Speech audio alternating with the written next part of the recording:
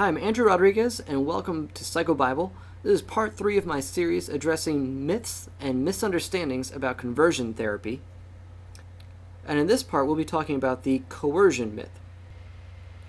Now, when people talk about conversion therapy, or sexual orientation change efforts, or reparative therapy, or even though the term hasn't caught on much yet, but safety, any form of counseling, professional counseling for unwanted same-sex attraction, they are presenting this boogeyman that scares people. They're presenting us therapists in this field as being widespread, aggressive, and predatory. As if there are tons of us out there and we're like snatching people off the street and forcing them to go into sort of counseling, and we're just using some sort of predatory practice. Oh, and another myth I see all the time is that we're making all this source of money off of this, off of the ignorance of others. No, you don't go into the counseling field in general to make a lot of money. And you definitely don't go into this particular field to make a lot of money. It's not lucrative. If you know any of the people in this field, they're scraping by. We're not doing it because it's raking in the dough. But there's an image presented that we're this crazy, not just a pseudoscientific or a quack, but also that we're very successful as well at duping people into coming to counseling that is ultimately going to be harmful or ineffective. And usually they present this idea that, the only reason for someone to go to this counseling is if they're being forced to go or coerced to go, or they're gullible and they're being duped into going. Now, typically they're thinking of teenagers being forced into this sort of therapy. Another way it's described is a form of discrimination, which is really bizarre because it's actually all the bans against counseling that are discriminating against the clients and the therapists that are offering the counseling. Discriminating against the clients because the clients who actually are seeking this sort of counseling are having their rights for autonomy being violated, and the therapists who are simply trying to offer something that people are looking for are being discriminated against and are facing potential loss of their license and the ability to practice counseling. So the only way they can justify that claim of being discriminatory is if you're forcing this counseling upon others. The truth? Well, the reality is some clients, especially minors, might be coerced. I'm not going to lie about that. But let's look at this in perspective. I work in the billing department of a major counseling practice, especially we deal with all sorts of issues, but when I was on the phones in the admissions department, I would hear all the time from parents who were trying to convince their kids to come to counseling, whether it was for mental health issues or for drug and alcohol issues. And not just for minors, but even for their young adult children. And sometimes they're fully grown adult children.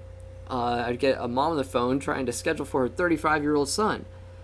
And I had to, usually at the time, we weren't allowed to schedule unless, if it was for an adult, unless we spoke to that actual client and got their permission to be speaking to someone else on their behalf and to schedule for them.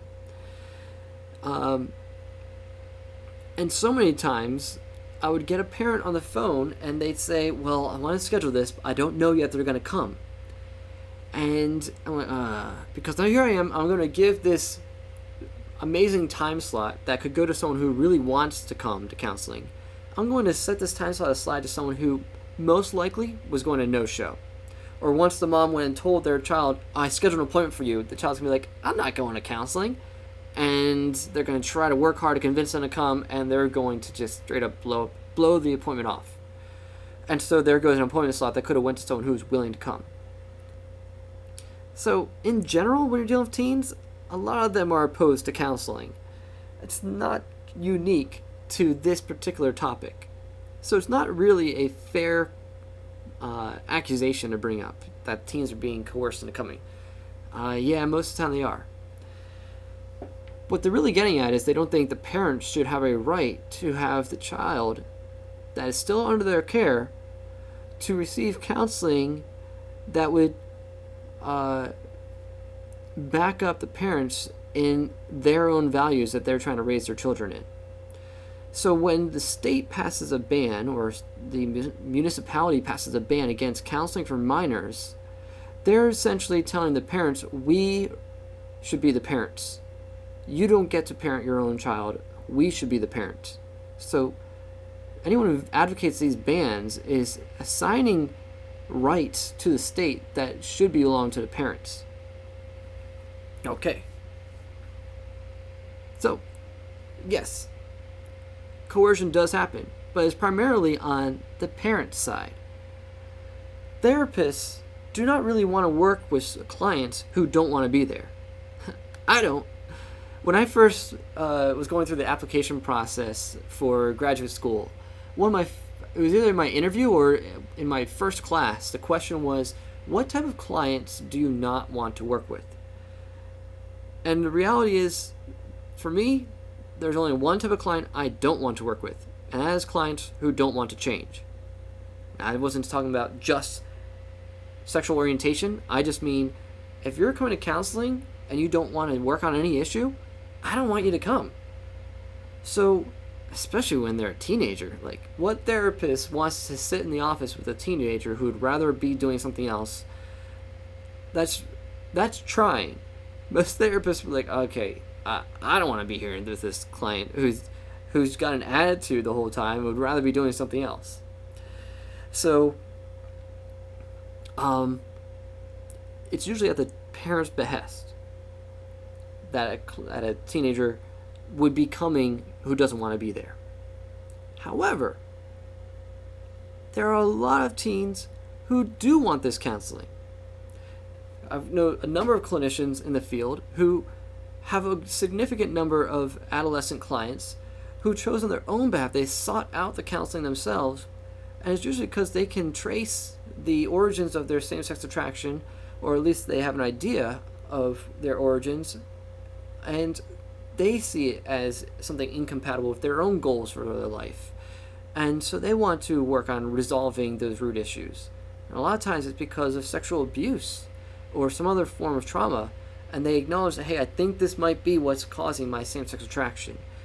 Some trauma I experienced or abuse or early sexual experience I had is imprinted upon me, and I want to address this because now I am feeling compelled to seek out homosexual enactment or behavior or relationships, and I don't want that.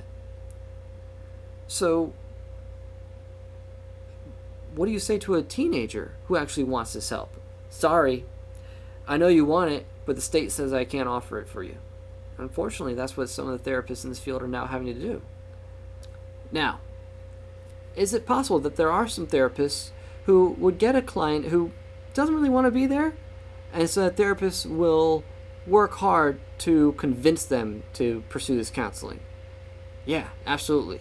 I mean, you see that with all sorts of counseling, but you do see that in this field. Sure, unethical therapists do exist. Some will overpromise what type of change may occur. Will oversell it. They may make false guarantees about the whole recovery process or the change process. Some may oversimplify the root issues and the causes of the same-sex attraction. They may say, oh, it's because of trauma. It's because of abuse. Work on that, it's done.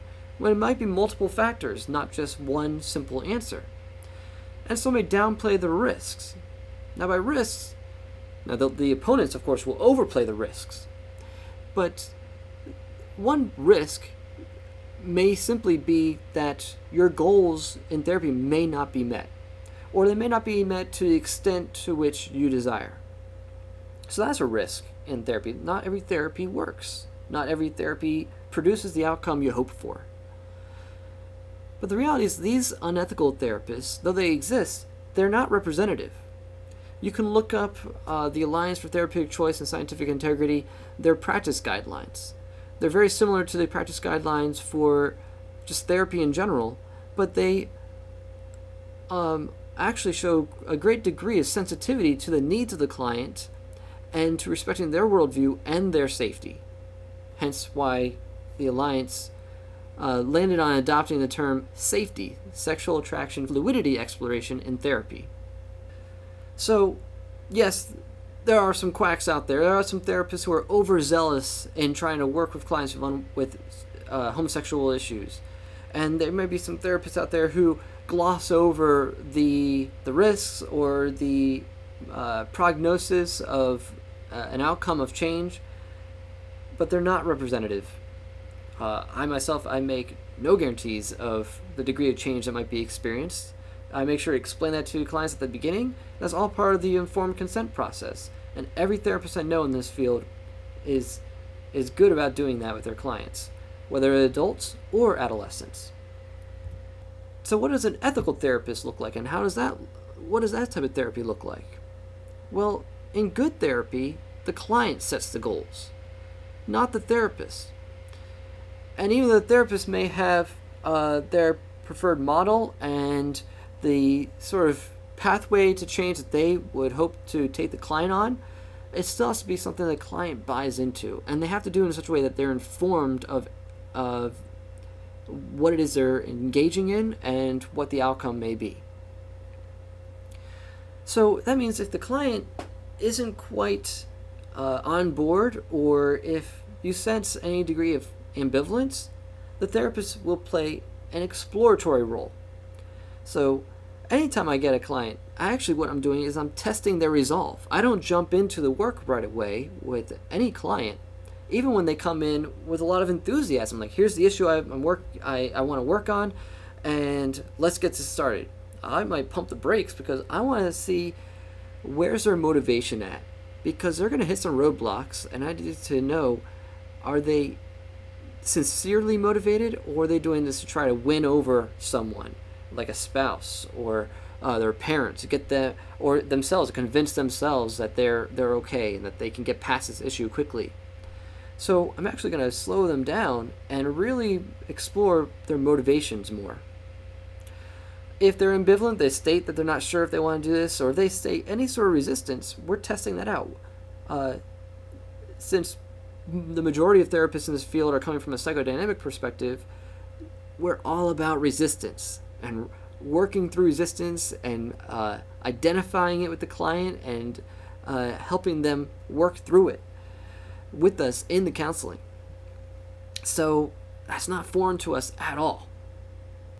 And if the client is ambivalent, or one thing I do is ask them, well, what is it that you think about this topic, about homosexuality, about its issue, about its origins? Or if they're coming because, well, I'm against homosexuality because I believe it's a sin. Okay, well, let's explore that. What does the scriptures say if you claim to be a Christian? Or so I'm trying to see, well, how firmly do they believe that? If they're convinced that there's nothing wrong with homosexual behavior, it's perfectly fine to present to them some data on the dangers of anal intercourse, or explain to them the prevalence and incidence of other mental health and drug and alcohol concerns in the gay LGBT population.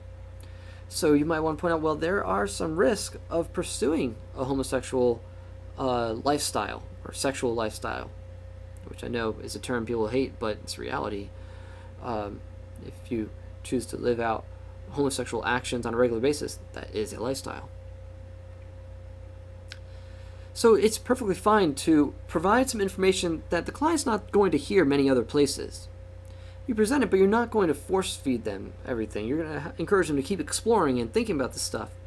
But really, people are being bombarded by the world, by the media, by the education system with a pro-LGBT indoctrination, that they're usually not getting all the facts. So you have an opportunity as a therapist to present to the client some facts that may go against the narrative they've been hearing maybe their whole lives from the world.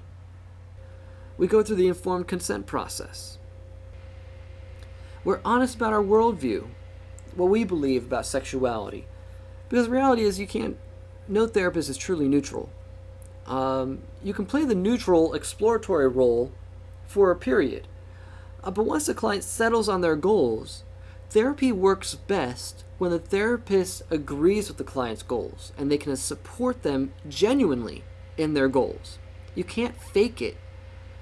So you want to wait to see if the client really is certain about the path they want to go on.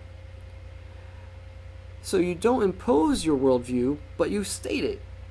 And you allow the client to make an informed decision. And then once, if you guys line up, then you support each other in that. And that's not imposing. That's reinforcing the client's own goals and desires. And while therapists in this field are being accused of being coercive, the reality is gay affirmative therapy is coercive. In a 2005 documentary, gay affirmative therapist Kathleen Mooney said that in normal therapy, we take a neutral stance, and a therapist's values and standards should not affect how we treat clients. But with sexual orientation, we must make an exception and affirm the same-sex attraction in order to combat the bigotry in the world, even if, this is key, even if the client does not yet embrace a gay identity. So we set aside neutrality and we impose upon the client a gay-affirming worldview, even if the client has not yet bought into it themselves. So gay affirmative therapy is about convincing the client to accept a gay identity and then help them work through the coming out process, where they then get more people in their lives to back up this and validate this identity or this view self-concept. That's not an ethical approach to counseling people with this issue. So while we're being told we're duping people and harming them by coercive techniques, the gay affirmative approach is explicitly coercive. It's not just a matter of, well, they're stating their opinion and allowing the client to come to their own conclusion, but they're actually actively working to convince the client to accept that homosexuality is good and normal.